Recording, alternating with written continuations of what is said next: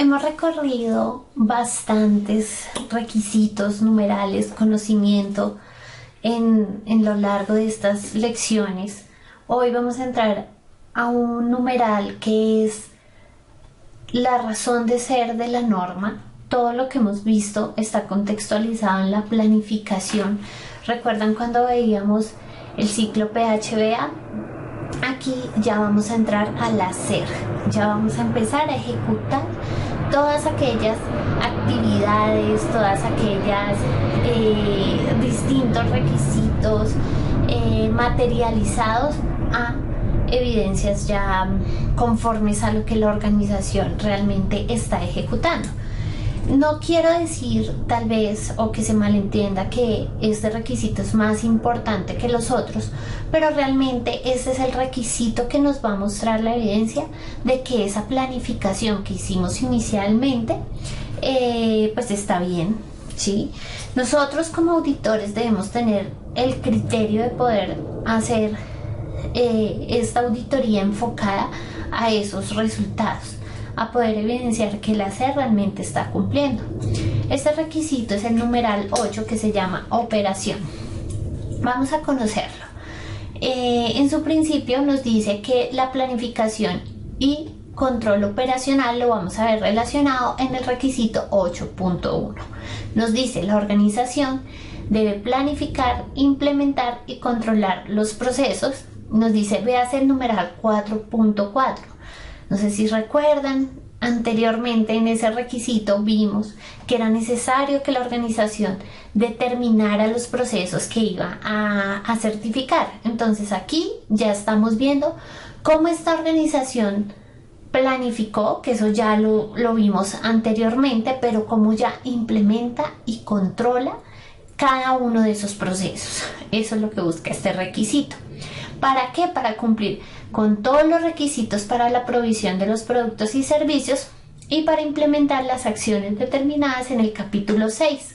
¿Qué veíamos en el capítulo 6? Gestión del riesgo, recursos, que ya vamos a ver más adelante a qué nos referimos. Dice la determinación de los requisitos para los productos y servicios. Entonces, sea cual sea la organización, debe tener un producto, debe tener un servicio o ambos, porque hay organizaciones que tienen estos ambos.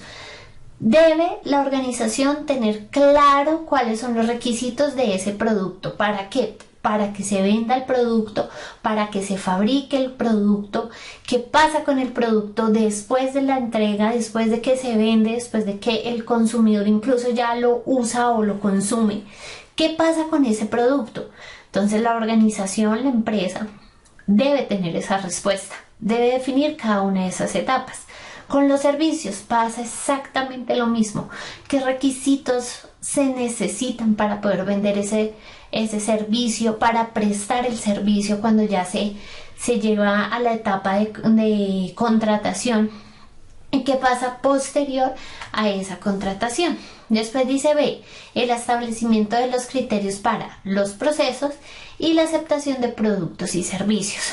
Entonces, a pesar de que la empresa A produzca lo mismo que la empresa B, son dos empresas totalmente diferentes. ¿A qué me refiero con esto? Me refiero a que empresa A y empresa B pueden vender carros, las dos, pero sus procesos son distintos. Independientemente tal vez de que los llamen de la misma forma, más que el nombre, es el estilo de mando, quién está ejecutando estas labores, cómo lo diseñaron para que diera cumplimiento, y eso ya hace que un proceso sea distinto. Entonces, la organización aquí debe establecer cómo le da cumplimiento a cada uno de estos procesos. Muchas veces aquí uno encuentra los famosos procedimientos instructivos, manuales, cómo ese proceso funciona. Entonces allí vemos el paso a paso de cómo estos procesos funcionan, y es lo que nosotros llamamos criterios. 2. La aceptación de los productos y servicios. Es decir, una organización produce su producto o presta su servicio, pero debe haber algo que lo acepte. Debe haber ya sea un proceso, una persona, un cargo, un grupo de personas, como lo define la organización, pero debe haber aceptación, es decir, se produce este producto, este servicio, pero debe haber una etapa final que lo libere, ¿sí? Aquí muchas veces encontramos en plantas de producción, cuando estamos hablando de productos, control de calidad, el famoso proceso de control de calidad que se encarga de hacer la liberación de esos productos o servicios. También en la parte de servicios hay áreas dedicadas para esto. Pueden ser unos comités, puede ser la revisión de un informe, de algo que realmente sea tangible, que se pueda revisar, que se pueda comprender, y basado en esos criterios que se definieron, poder establecer si cumplen o no cumplen para ser entregados al cliente. C. La determinación de los recursos necesarios para lograr la conformidad con los requisitos de los productos y servicios. Nuevamente nos habla acá de recursos. Entonces recuerdan que hablábamos recursos humanos, tecnológicos, de infraestructura. Estos recursos que son necesarios para que cada uno de estos procesos que ya definimos, con cada uno de los criterios que ya se definieron, puedan cumplirse. ¿Sí? Porque si tal vez en un procedimiento estamos exigiendo una serie de políticas, de acuerdos, de criterios para que se dé el cumplimiento, pero la organización no brinda esos recursos para que se puedan cumplir, pues difícilmente se va a cumplir el objetivo. Está muy bien tener el procedimiento porque no lo pide la norma, pero ejecutarlo y tener con qué ejecutarlo, pues es igual o más importante, porque pues realmente es lo que nos va a dar evidencia. D. La implementación del control de los procesos de acuerdo con los criterios. Ya las empresas deciden qué clase de controles integran dentro de sus procesos. No es que haya una lista de controles determinados, sino la organización ya lo hace. Deciden si es en caso de producto por medio de muestreos, por medio de chequeos, o inspeccionan el 100% y le dan una liberación final. Ya es de acuerdo a la naturaleza de la compañía. E. La determinación, el mantenimiento y la conservación de la información documentada en la extensión necesaria para tener confianza en que los procesos se han llevado a cabo según lo planificado. Importantísimo, lo vimos la sesión anterior, todo el tema de control de documentos, de registros, cómo se controla esa información proveniente de este proceso. Entonces, cómo la organización conserva esta información, si fabrica un producto, si presta un servicio, desde que lo vende hasta que lo entrega, ¿cierto? ¿Cómo se da esa conservación de esa información? ¿Cómo se tiene ese historial? Que el cliente tenga la confianza de poder llamar y decir, venga, quiero que me haga el mismo producto que me hizo, con las mismas condiciones y con los mismos criterios que usted empleó. Hay empresas que a uno le parece sorpresivo, pero de verdad son muchas las que no conservan esta información. Entonces dicen, no, ¿cómo habremos hecho este producto? Tal vez era la medida, si no se tiene un estándar. Entonces es muy difícil poder con el tiempo recobrar ese conocimiento, tenerlo nuevamente. Entonces el consejo aplicado es que siempre esta información debe estar disponible de alguna manera. Puede que lo envíen en archivo muerto, está muy bien, porque la empresa no se puede llenar tal vez de prototipos o de planos o de mucha información, pero esto puede estar archivado, puede estar en archivo muerto, puede estar digitalizado, muchas formas para poder conservar esa información en tiempo y que se llegue tal vez a necesitar. Y demostrar la conformidad de los productos y servicios con sus requisitos. El tema de liberación, ¿cómo liberamos esos productos y servicios? ¿Liberación ante quién? Pues en este caso ante el cliente o esa parte interesada que se beneficia pues de ese producto o servicio que está adquiriendo. Después ya seguimos con el requisito 8.2, requisitos para los productos y servicios. Nos dice, señores, empresa, usted debe determinar esos requisitos de su producto y su servicio. Entonces sí, está bien, muchas veces el cliente es el que nos manifiesta la necesidad de un producto, pero realmente el cliente tiene parte de la información, no siempre es completa la información que él tiene. Un ejemplo, usted se quiere comprar un celular, usted tal vez sabe la marca, sabe el color o tiene un color determinado, el tamaño, pero hay requisitos que usted, por ser cliente, tal vez no conoce, la parte técnica, como el software tal vez funciona dentro de esa herramienta, dentro de ese teléfono celular. Usted no lo conoce, lo que le interesa es que el celular le sirva cuando usted lo adquiere, ¿cierto? Entonces, estos requisitos son importantes que sean definidos por la organización, no por el cliente. Uno a veces ve que las empresas trabajan de acuerdo a lo que el cliente les cuenta, ¿sí? Y pues eso está mal porque desde allí la planificación no se da de una forma adecuada. ¿Qué debemos tener en cuenta? Primero, la comunicación con el cliente es clave para este requisito. Pero entonces uno entiende que cuando hablamos de comunicaciones, tal vez ver al cliente sentado con nosotros, frente a nosotros, conversándonos sobre su producto, sobre su servicio, y pues no es esto a lo que se refiere la norma. ¿A qué se refiere la norma cuando dice que nos comuniquemos con el cliente? Esto que estamos hablando nosotros de conocer estos requisitos clave de la fabricación del producto, de lo que tiene que ver con el producto, pues es importante que el cliente los conozca.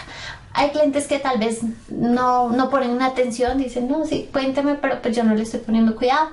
Por eso es que se debe estipular de una forma escrita.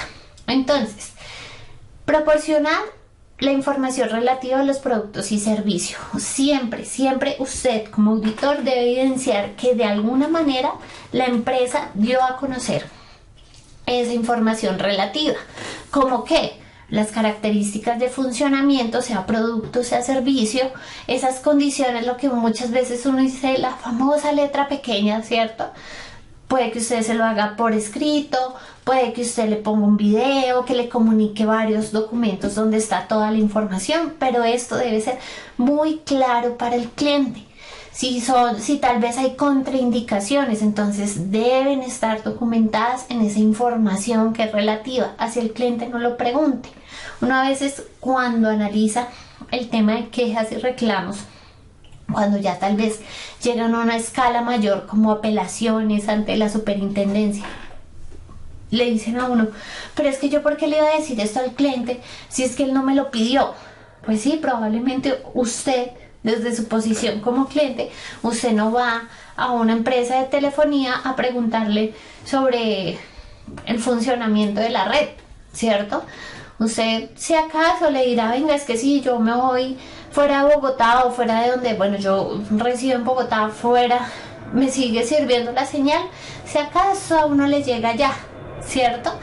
Pero hay cosas técnicas que el cliente no pregunta, que no sabe, pero por el hecho de no preguntarlo no quiere decir que la organización no se lo comunique. Entonces debe informar esta información que es relativa a el producto y el servicio. B.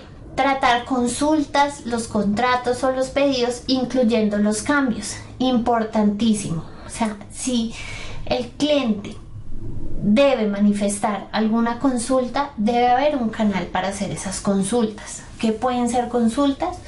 Desde el funcionamiento, desde cómo fue la venta, cómo va a ser la entrega, o incluso quejas, reclamos, apelaciones. Pueden estar dentro de las consultas que el cliente puede hacer y está en todo el derecho. No solo lo está acá respaldando el requisito 8.2.1, comunicación con el cliente, sino de acuerdo a la regulación de cada país. Hay una ley que protege al consumidor. Entonces, es importante que eso se tenga en cuenta. Los contratos, los pedidos, como lo llame la empresa, si lo llama orden de compra, orden de producción, orden, lo que sea, pero donde se establezca ese compromiso con el cliente debe quedar sentado, debe quedar comunicado. Es decir, acá se prohíbe, porque no puede quedar de esta manera, un acuerdo verbal. Yo sé que hay muchas personas que defienden los acuerdos verbales, pero desafortunadamente en calidad únicamente nos sirve la evidencia. O sea, debe estar escrito ese acuerdo verbal. Usted lo puede hacer, lo transcribe o no sé, graba la llamada o graba en video la presentación, pero el acuerdo debe estar visible, tangible, que se pueda verificar. C. Obtener la retroalimentación de los clientes relativa a los productos y servicios, incluyendo quejas de los clientes. Retroalimentar, es decir, yo llego a una actividad comercial, doy a conocer mi producto, mi servicio, lo produzco, lo fabrico, presto el servicio, lo entrego y hasta ahí llegué yo. No. Retroalimentación, ¿qué es? Cuando el cliente ya experimenta ese producto, cuando ya lo usó, cuando ya vio los resultados del servicio, del producto, y ya le puede decir: señores empresas, estoy satisfecho con su producto. Aquí se aplican muchas veces encuestas que miden la satisfacción. A uno lo llaman, por favor, o cuando tal vez uno fue a poner una queja y le dice: está interesado en darnos una retroalimentación o aplicar una encuesta muy corta, es para poder atender este requisito, la retroalimentación. ¿Quién propone esta retroalimentación? La empresa, no el cliente. Muy pocos clientes son los que llegan: venga, yo quiero retroalimentarlo, a no ser que sea una queja, porque cuando es una queja de pronto la tasa es mucho más alta. Sin embargo, muchas veces hasta el mismo cliente, así esté furioso con la empresa, no pone la queja. Y esto puede llegar a ser mucho peor, porque queda un cliente insatisfecho, y un cliente insatisfecho pues contamina a otros clientes. Entonces la idea es no llegar a eso, ¿verdad? Entonces, ¿qué vamos a hacer nosotros? Evaluar que esta empresa haya dispuesto un mecanismo de retroalimentación. Muchos lo hacen por página web. Hay un link donde la empresa puede poner su solicitud, su felicitación, su queja en el caso tal, o hay un correo dispuesto, definido para que el cliente se comunique allí, o hay un área de servicio al cliente, de servicio postventa, o hay una área que se encarga de aplicar encuestas a los diferentes clientes, sea virtual, sea física, sea recogiendo los datos cuando se encuentran face to face con el cliente. El mecanismo puede ser variado, pueden mezclar muchas de estas, 2, 3 o usar una, pero lo importante es poder evidenciar que sí hay retroalimentación. De manipular o controlar la propiedad del cliente. Este requisito lo vamos a ver más adelante completo, expuesto completo, pero les adelanto, puede pasar que la organización tenga propiedad del cliente. ¿Sí? ¿Qué quiere decir? Producto, servicio que ya haya sido comprado por el cliente o que sea propiedad de este cliente y que usted esté usando. Ejemplo, voy a poner el clásico que yo sé que le aplica a todos, a todas las empresas, y por ahí yo siempre inicio la parte de propiedad del cliente.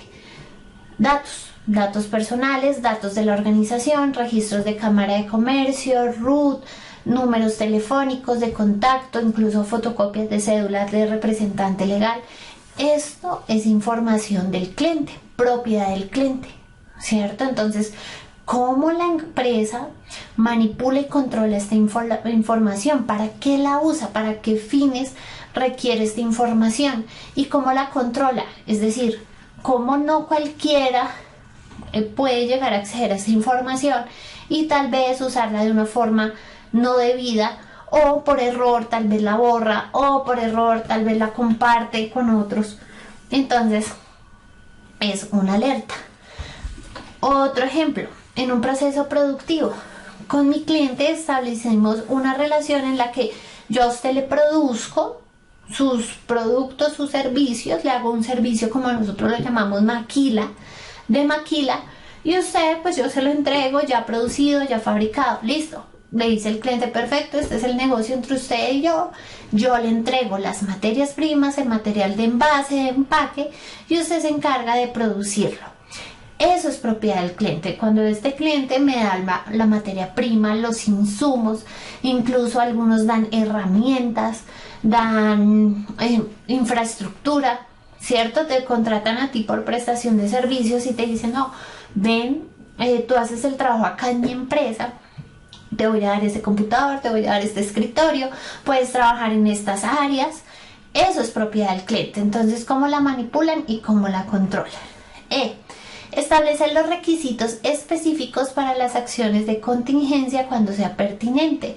Entonces, ¿qué pasa con todas esas situaciones de riesgo, que lo hablamos también en una clase anterior, que pueden llegar a afectar esa comunicación con el cliente, que pueden llegar a afectar esos requisitos que se han definido para prestar el servicio o para fabricar este producto?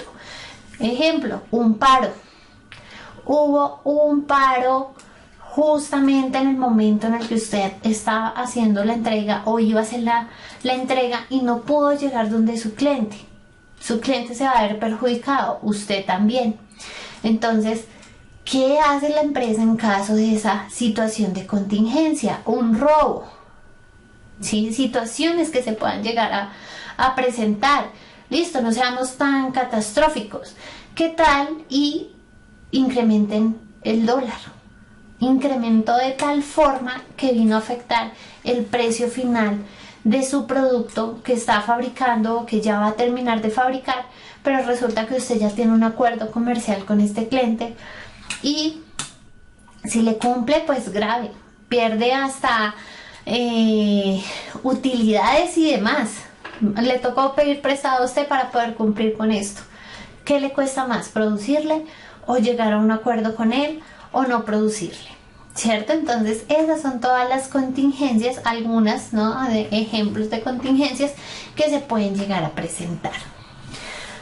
Ahora vamos con el requisito 822, determinación de los requisitos para los productos y servicios. Entonces, no nos confundamos porque primero aquí estábamos determinando los requisitos para productos y servicios,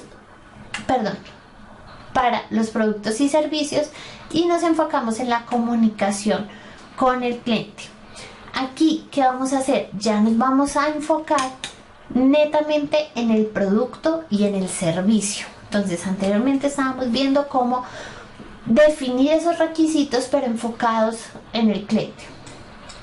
Ahora, ¿qué debemos tener en cuenta acá?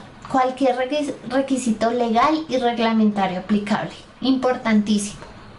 Muchas veces tenemos una muy buena idea de negocio, vemos que el cliente está funcionando excelentemente bien, pero por no tener en cuenta este requisito legal, esto que le aplica a su producto o servicio, resulta que no lo puede producir o no lo puede comercializar. Viniendo a este tema de las enmiendas de cambio climático, hoy en día muchos buscamos poder ofrecer productos o servicios que sean amigables con el ambiente, que contribuyan al cambio climático, pero hay requisitos legales reglamentarios donde dicen, claro, apoyamos las iniciativas de estas organizaciones que quieran hacerlo, pero deben tener ciertos permisos, ciertas autorizaciones y regulaciones que le permitan declarar que su producto, que su servicio, si contribuye con el medio ambiente, si es sostenible, eco, como se le llame. El no tener tal vez contemplado el requisito legal hace que su producto, pues a la luz del cumplimiento del 822 y del requisito legal, pues no cumpla. Puede que lo venda, claro, que lo comercialice, sí, que sea un excelente producto también, pero hay que cumplir el requisito legal porque pues se puede meter en problemas legales y pues tal vez no le da cumplimiento a este requisito. 2. Aquellos considerados necesarios por la organización. Ya no hablamos de requisitos legales, sino aquellos internos que la organización tal vez ha podido aclarar en toda su experiencia. Entonces, no sé, en un producto, ¿por qué va de color rojo y no verde? No, ya la experiencia nos dice que el color rojo es más seguro que el verde. No, pero es que el cliente lo quiere verde. No se lo podemos hacer verde o se le fabrica verde, pero hay que mencionarle porque legalmente no le va a cumplir o funcionalmente no le va a cumplir ese producto o ese servicio. También es importante tener en cuenta que la organización puede cumplir con las declaraciones acerca de los productos y servicios que ofrece. Entonces, si yo dentro de un producto, un servicio, yo establezco que mi producto, vuelvo al ejemplo, es amigable con el ambiente, debo cumplir con esa declaración. Estoy dando una declaración, ¿cierto? Estoy diciendo, mi producto hace esto. Entonces, al dar esa declaración, pues debo mostrar cómo le estoy dando cumplimiento. Si no, pues es publicidad falsa, ¿cierto? En esto uno ve que se cuidan muchísimo los laboratorios de cosméticos, de belleza, de alimentos. No sé si han visto, digamos, como comerciales que uno tal vez ve y dice, no, esto, usted se toma esta pastilla y ya el otro día amanece 90, 60, 90, pues tal vez es publicidad engañosa porque pues no lo pueden demostrar, a no ser que la empresa, a través de estudios, a través de unas herramientas que utiliza por esas vías legales y lo demuestra, y una entidad que lo regula, lo declara que si es conforme, pues se le puede dar obviamente cumplimiento. Si no, pues no hacerlo, porque estaría entrando en un incumplimiento de un requisito legal. Bueno, ahora seguimos con el 8231, que nos dice: la organización debe asegurarse de que tiene la capacidad de cumplir con los requisitos para los productos y servicios que se van a ofrecer a los clientes. La organización debe llevar a cabo una revisión antes de comprometerse a suministrar productos y servicios a un cliente para incluir a los requisitos especificados por el cliente, incluyendo los requisitos para las actividades de entrega y posteriores a la misma. Es muy clave, sobre todo hoy en día en industrias en las que se maneja demasiado el tema de diseño, que ya vamos a ver diseño, en donde tal vez nos ajustamos a la medida del cliente, o lo que el cliente está buscando nosotros lo podemos ofertar, o lo podemos producir, o lo podemos lo podemos ejecutar, ¿cierto? Es importante tener en cuenta que sí podemos cumplir con esos requisitos o no podemos cumplir con esos requisitos. En el caso de un servicio, los clientes dicen, mire, yo necesito esto en 3 días, con especificaciones, con este presupuesto, y que usted diga, sí lo puedo cumplir, estoy seguro, ya revisamos nuestra capacidad y lo podemos llevar a cabo. O que no vaya a pasar que tal vez no se le da cumplimiento a ese requisito porque no se hizo el correcto análisis de esas variables, y lo que estamos haciendo es prometerle al cliente cumplir con sus necesidades, con sus expectativas, con los requisitos establecidos, pero pues no lo tenemos en cuenta. Y acá algo que me gusta mucho que la norma lo mencione: en las actividades de entrega y posterior a la misma. Uno encuentra muchas veces en auditorías quejas de los clientes. No, este cliente se quejó porque no le gustó el producto, sí cumple con las especificaciones, cumple con todos los requisitos legales, pero imagínense que se lo fuimos a entregar y no cupo por la puerta. Y uno dice, ¿qué? ¿Cómo así? Sí, y el cliente ya lo pagó.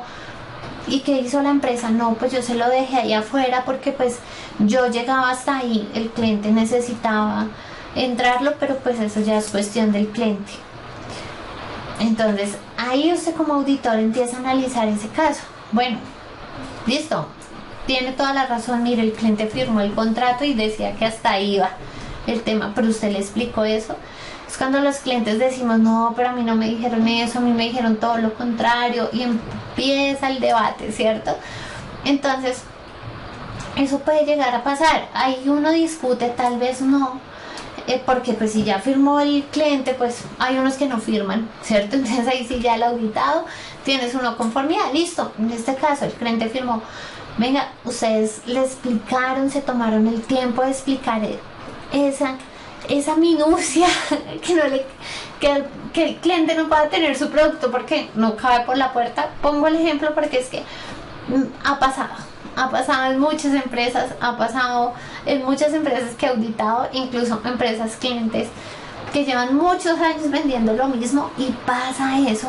Entonces uno dice, o bueno, cabe por la puerta, pero imagínense que toca llevarlo a un séptimo piso. ¿Cómo lleva usted el producto? Tal vez es pesado, de grandes dimensiones y unas escaleras muy estrechas y no lo pueden subir. Entonces, cuando pasa esto es cuando uno dice, mire, listo, el cliente tiene responsabilidad, el cliente firmó, pero usted, desde su parte comercial, desde el establecimiento de los requisitos, usted le hizo ver esto, usted le mostró ese escenario, usted le dijo, mire, es que no le va a caber en la puerta. ¿Dónde quedó eso por escrito? Porque sí, acá dice que la entrega se la hizo usted, pero ¿dónde le advirtió esto? Entonces, eso es importante. También nos dice que los requisitos no establecidos por el cliente, pero necesarios para el uso especificado previsto cuando sea conocido. Aquí, sin de pronto generalizarlo, sí veo la aplicabilidad en condiciones ya específicas, criterios específicos de ese producto o servicio, que vuelvo y les digo, que a pesar de que cada vez culturalmente nosotros como clientes estamos mucho más educados, es decir, nosotros ya conocemos más del producto, de procesos de fabricación, conocemos de materias primas, conocemos de servicios, de muchas cosas. No por eso quiere decir que nosotros como clientes seamos los expertos. Ahí es cuando la empresa entra con su asesoría, su experticia y incluye esos requisitos que pues el cliente no establece inicialmente. ¿Por qué? Porque tal vez el cliente mira unas características, unos requisitos definidos para cumplir su necesidad, pero el cliente tal vez, si es un producto, un carro, vuelvo al tema de los carros, pues para el cliente en muchas oportunidades pues puede ser indistinto, indiferente la marca de un motor, puede ser indiferente, o sea, decir, no, pues el que usted le pone me garantiza que cumple. Sí, claro, este cumple en estas condiciones, incluso en ahorro, en XY cosa, ¿cierto? Inicialmente el cliente no se lo estableció, no llegó pidiendo ese motor, como hay unos que sí llegan pidiendo ese motor, estas características. Pero entonces es necesario que siempre las establezca la organización. También esos otros requisitos especificados por la organización, entonces ya son los que hace de ese conocimiento de la organización que también hablamos anteriormente, ya sea por la experiencia de esta empresa o por los procesos productivos, políticas que tenga la organización y que sean necesarios para poder llevar a cabo el cumplimiento de ese producto o de ese servicio. Los requisitos legales y reglamentarios que aplican al producto o servicio. ¿Quién debe conocer estos requisitos aplicables a los productos y a los servicios? La empresa. Sí, esto no, el cliente no es el que los debe conocer, es la empresa. Entonces, si llega el señor cliente y le pide cosas que tal vez se salen de los requisitos legales, usted tiene dos opciones. Una, pues producir el producto, servicio, prestarlo, pero advirtiendo las consecuencias de no cumplir con ese requisito legal. Tal vez una consecuencia es que ese producto no le sirva para lo que el cliente quiere. O lo otro, no producirlo. ¿Por qué? Porque pues hay un incumplimiento. No solo se afecta a usted, se afecta al cliente también. Entonces, eso también va muy de la mano, esa asesoría que les digo que inicialmente se le debe dar al cliente para que reconozca y comprenda de forma clara cuáles son esos requisitos aplicables y las diferencias existentes entre los requisitos del contrato o pedido y los expresados previamente. Aquí es muy importante, si hay un equipo comercial, es importante que ese equipo comercial esté alineado con los requisitos que establece la empresa, legales, de producto, de la organización, del cliente, todos, ¿sí? Porque uno a veces ve que un comercial vendió un producto, vendió un servicio bajo unas condiciones y unos criterios a vos, ¿cierto? No, mira, te prometo, esto hace esto, las famosas promesas que se incumplen cuando ya llega el producto. Y cuando el cliente ve el producto dice, no, pero a mí la persona me dijo otra cosa. Y usted dice, no, mire, yo tengo acá el contrato y usted firmó esto. No, pero entonces me confundieron porque la verdad el asesor me estableció otra cosa, ¿cierto? Y empieza esta cadena de comunicación a romperse, y eso hace que se materialicen en pérdidas de contratos, en pérdidas de clientes, en quejas, en reclamos o en una mala recomendación en muchos casos. Por último, para cerrar este primer contexto, vamos a hablar del 824, cambios en los requisitos para los productos y servicios. Entonces, la norma nos dice, mire, usted ya estableció los requisitos, los estableció con su cliente, los estableció de forma legal, con su empresa, ya es un duro en requisitos, pero ella misma dice, esto puede llegar a cambiar en algún momento. Entonces dice, la organización debe asegurarse de que cuando se cambien los requisitos para los productos y servicios, la información documentada pertinente sea modificada y de que las personas pertinentes sean conscientes de los requisitos modificados. Es decir, si usted tal vez modificó un requisito sencillo, vuelvo al tema de los carros, no, ya no lo quiere rojo, lo quiere azul, ¿sí? Entonces, desde el inicio de su cadena de procesos hasta el último proceso, deben conocer el cambio, porque qué tal el proceso productivo no lo tenga en cuenta y lo pintan del otro color que tal vez no, pues se cambió, sí, se cambió, pero lo pintó del otro color porque él no sabía de ese cambio o ese proceso, no conocía el cambio. Pasa, claro, pasa todo el tiempo. O cuando van a hacer la entrega del producto, no, pero es que si acá dice azul y resulta que es rojo. Entonces, eso hace que la comunicación sea fluida, que no se vayan a presentar inconvenientes y sobre todo que se dé cumplimiento al requisito, porque así cambia el cliente de requisito o manifiesta un cambio, si es aprobado, si es consensuado, si obviamente se pasa por una etapa, por esos procedimientos que regula la empresa, pues ahí sí el cliente está en todo su derecho de quejarse, de poner o establecer una queja. Ya es diferente tal vez un cambio 2 días antes de la entrega, manifestar el cambio de color, no, pues su producto ya está producido, ¿sí? Entonces uno encuentra muchas organizaciones que dicen hay tiempo de hacer cambios hasta tal fecha y establecen una fecha puntual. Entonces eso es válido también. Bueno, nos vamos a ir con este numeral que a mí personalmente me encanta. Es un numeral que puede llegar a ser excluido de la norma ISO, es decir, hay empresas que no lo aplican, que no lo implementan por la razón de ser de su organización, simplemente porque no tienen diseño y desarrollo de productos o servicios. Pero a mí me encanta porque es de esos requisitos que permite a la empresa y le da esta facultad a la norma de poder experimentar, innovar, llevar a sus productos a otros niveles, a sus productos y sus servicios. Es muy espectacular de auditar. Auditores, apréndanse y vuélvanse unos duros en auditar diseño y desarrollo, porque a pesar de que sí es mucho contenido el que tiene tal vez este requisito, es muy rico auditar, es muy chévere, ¿sí? Él está establecido en estas distintas etapas. Vamos a hablar de cada una de ellas y vamos a hablar un ejemplo aplicado para poder contextualizar un poco más. De igual forma, recuerden que va a haber más adelante una práctica. En esa práctica vamos a auditar un diseño real de producto y de servicio que nos va a ayudar a identificar demasiado estos conceptos. Entonces tenemos el requisito 832, planificación del diseño y desarrollo. Empresa que aplique diseño y desarrollo debe definir sus etapas, es decir, todas esas etapas por las que va a pasar ese producto, ese prototipo, ese servicio, ese diseño, esa nueva invención, como la organización lo define, ese nuevo producto, por distintas etapas. ¿Quién define esas etapas? La empresa.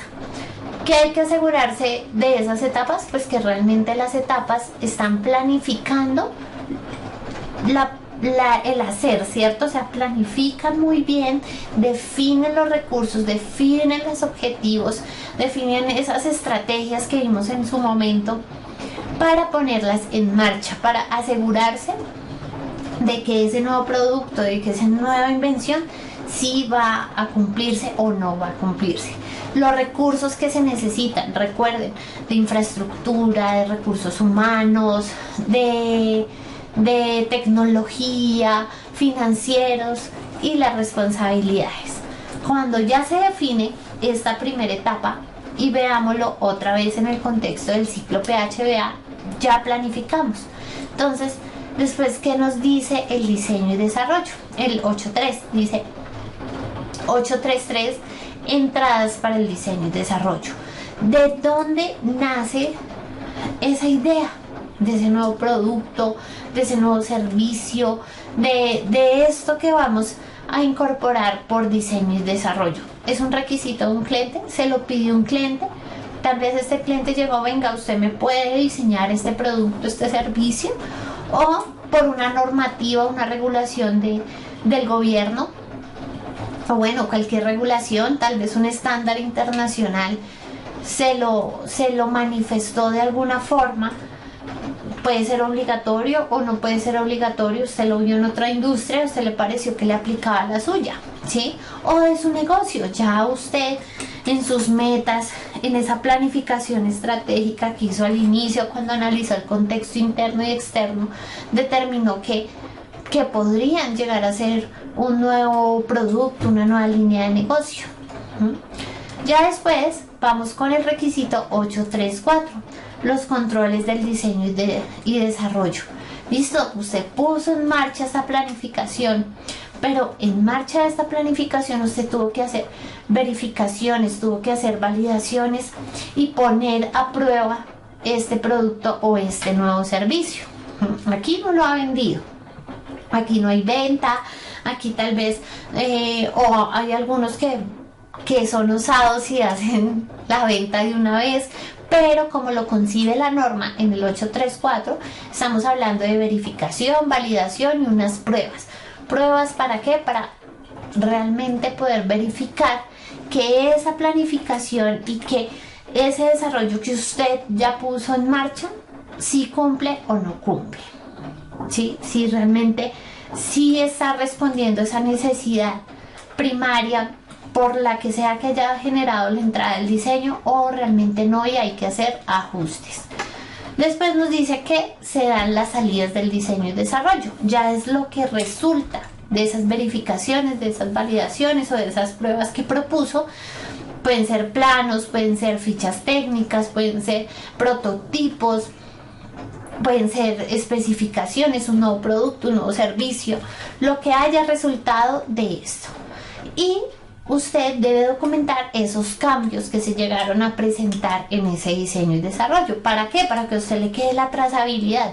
Usted dice, no, mira, yo planteé estas etapas, 5 etapas, pero resulta que me salieron 6, yo no había tenido en cuenta esto. Pues claro, eso es normal. La misma norma le dice, es normal que se presenten cambios porque esto es nuevo. Usted está diseñando, está desarrollando un producto o servicio que tal vez no existía, o sí existía, pero usted le está haciendo cambios, modificaciones que lo llevan a la mejora, ¿sí?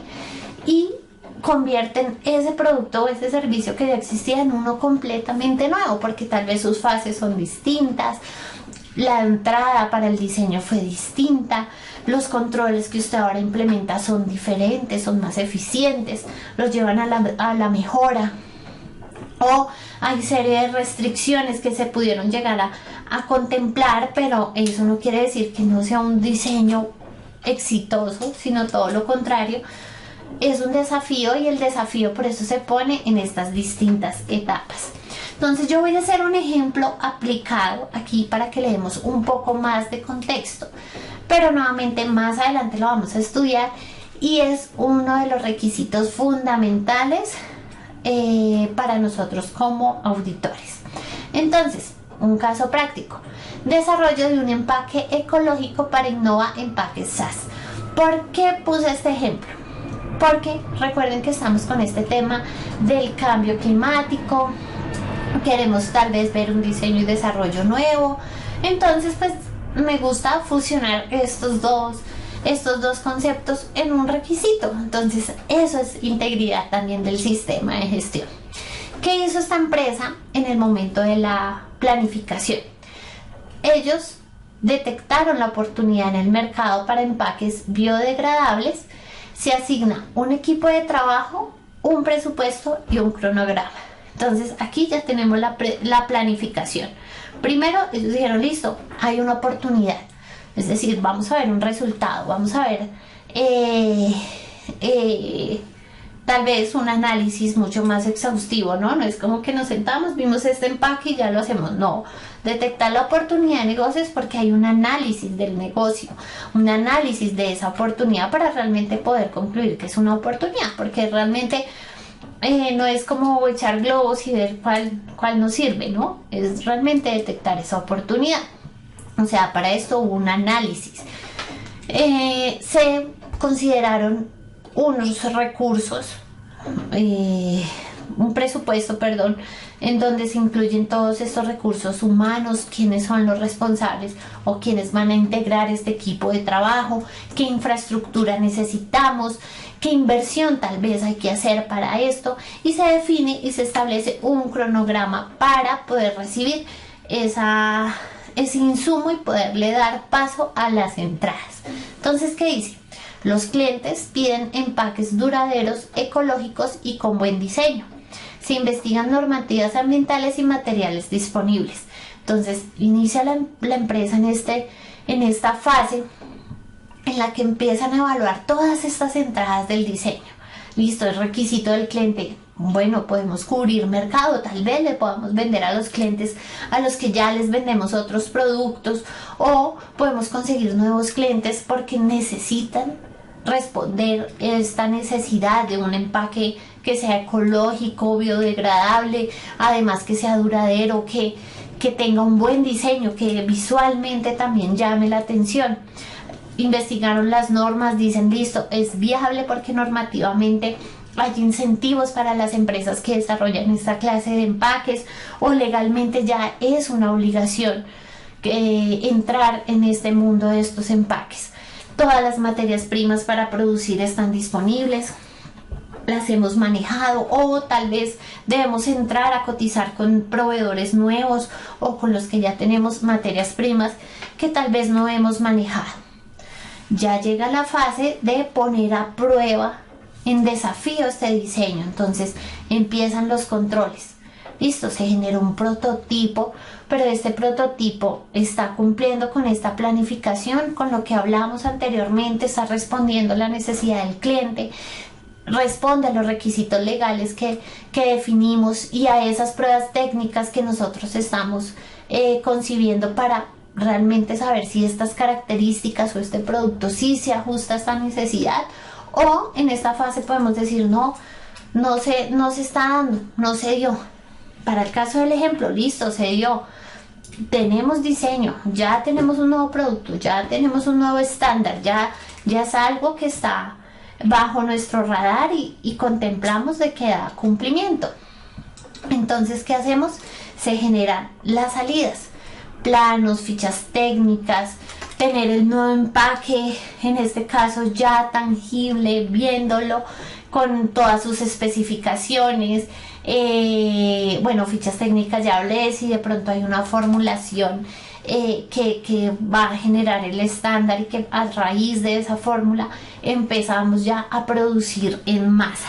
Entonces, den cuenta cómo de la idea llegamos a lo material. Yo les decía, acá la norma no nos habla de que ya lo vendieron.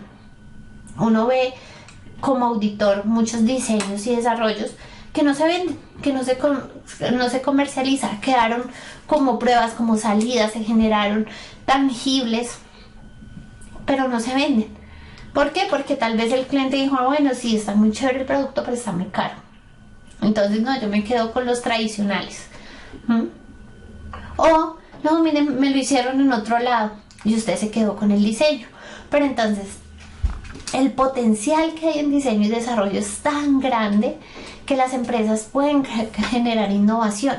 A mí me llegan clientes y me dicen, no, Jenny, ¿cómo podemos innovar? ¿Cómo queremos sacar una nueva línea? Ayúdanos a investigar. No, implementemos diseño y desarrollo. Me dicen, no, pero si no hay necesidad, nosotros no lo tenemos que hacer. Claro, usted mismo me está dando la entrada al diseño y desarrollo. Su negocio lo requiere. Entonces, otra oportunidad de negocio. ¿Qué tal tú te vuelvas experto en diseño y desarrollo? En tu área, la que sea, en toda aplica, ¿sí? Sea cual sea tu oficio, aplica innovación, cualquiera, así sea como yo, asesorando normas que ya están escritas. Pues ya están escritas, ya están hechas, pero puedes generar un negocio a partir de ese diseño nuevo o de ese desarrollo que estás implementando. Bueno, para no salirme más y ya finalizar, los cambios. Cuando se presentan cambios en el diseño y desarrollo se deben documentar, deben quedar registrados, porque tal vez en tu planeación, como en este caso, en el caso del ejemplo, dice, se decide modificar el material base para mejorar la resistencia. No quiere decir que con el que hicieron inicialmente tal vez funcionó y estuvo muy bien, pero ellos dicen mejor cambiémoslo, porque miren que al cambiarlo estamos también garantizando mejor resistencia. Tal vez hay reducción de costos a futuro porque no se van a presentar reprocesos. No sé, la evaluación la hace la organización. Entonces, concluyendo, aquí en lo que ya alcanzamos a ver de este requisito 8 de operaciones, vemos la importancia ya de aplicar de forma consciente el requisito, es decir, inicialmente como auditores estábamos viendo esa planificación, conociendo la organización, conociendo sus objetivos, pero aquí ya estamos viendo los tangibles, ya los estamos viendo implementados con seguimientos, con controles, y eso es lo que nosotros tenemos que evidenciar. ¿Y cómo lo evidenciamos? En las auditorías, viendo registros, soportes, que eso también lo vamos a aprender en la práctica futura.